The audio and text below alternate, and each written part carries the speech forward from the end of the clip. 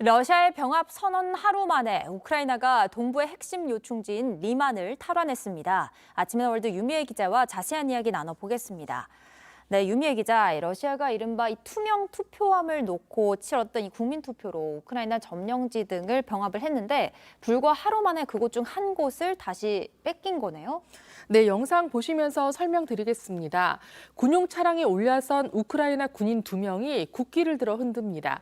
러시아에 빼앗겼던 리만을 4개월 만에 탈환한 건데요. 잠시 들어보시겠습니다. Державний прапор встановлюємо на нашу землю. Лиман – це буде Україна. 네, 리만은 하루 전 러시아가 주민투표를 통해 영토 병합을 발표한 동부 도네츠크주의 관문 도시입니다. 러시아군의 병참기지 역할을 했던 곳이기도 해 러시아군으로선 뼈아픈 패배이자 굴욕이란 분석이 나옵니다. 로이드 오스틴 미국 국방장관은 우크라이나군의 리만 수복에 대해 매우 중요한 진전이라고 평가했습니다. 근데 또 푸틴 대통령에게 뼈아픈 패배인 만큼 그동안 공언을 해왔던 핵무기 사용이 실제로 이뤄질 수 있다는 걱정도 나오고 있는 거죠. 네, 러시아 측에선 핵무기를 사용해야 한다는 주장이 공개적으로 나오고 있습니다. 러시아 연합군으로 참전 중인 체첸 자치공화국 정부 수장은 SNS를 통해 국경 지역에 계엄령을 내리고 저위력 핵무기를 사용해야 한다고 주장했습니다. 그동안 푸틴 대통령과 러시아 수뇌부들이 핵무기 사용 가능성을 간접적으로 시사해왔지만 이번처럼 핵카드를 노골적으로 제안한 건 처음입니다. 앞서 푸틴은 점령지 합병을 선언하면서 모든 수단을 동원해 영토를 지키겠다고 밝힌 바 있는데요. 그러다 보니 핵무기 사용을 우려하는 외신 보도가 잇따르고 있습니다. 워싱턴 포스트는 현지 시간 1일 러시아의 영토 합병 이후 서방 관료들과 분석가 사이에서 77년 만에 핵무기가 쓰일 수 있다는 공포감이 커지고 있다고 보도했습니다. 국제사회에선 푸틴을 겨냥한 우려와 경고가 쏟아지고 있는데요.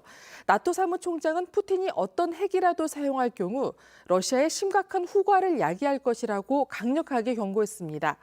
프란치스코 교황은 공개적으로 푸틴 대통령을 콕 집어서 전쟁 중단을 촉구하기도 했습니다. 네, 그렇군요. 다음 소식 알아보겠습니다. 미국 캘리포니아주가 음력설, 우리나라의 명절인데 이 음력설을 공휴일로 지정했다고요? 네, 게빈 뉴섬 캘리포니아 주지사는 성명을 통해 음력설을 캘리포니아주의 공휴일로 인정하는 법안에 서명했다고 발표했습니다. 음력설은 한국은 물론 중국, 베트남, 싱가포르 등 아시아 여러 나라에서 중요한 명절로 여겨지고 있는데요.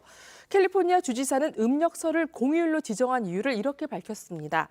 캘리포니아주에 사는 아시아계 미국인들의 다양성과 문화적 중요성을 인정하는 것이라는 건데요. 미국에서는 아시아계 인구가 급증하자 음력설을 기념하려는 움직임이 확산하고 있습니다.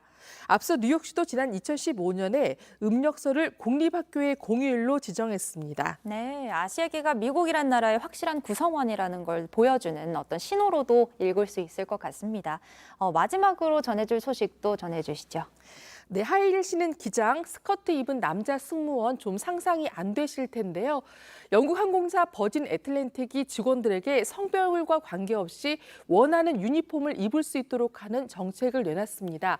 남자라도 원하면 치마를 입거나 하이힐을 신고 일할 수 있고 여자 승무원도 바지를 입을 수 있게 됐는데요. 버진 애틀랜틱은 그동안 너 자신이 되라는 캠페인을 통해 성중립 정책을 지속해서 추진한 바 있습니다. 앞서 지난 6월에는 글로벌 대형 항공사 최초로 승무원들의 문신 공개를 허용해 화제를 모으기도 했습니다. 네, 파격의 연속이기도 하고 또 시대의 흐름을 반영하려는 노력으로도 보이고요. 지금까지 유미애 기자였습니다. 잘 들었습니다.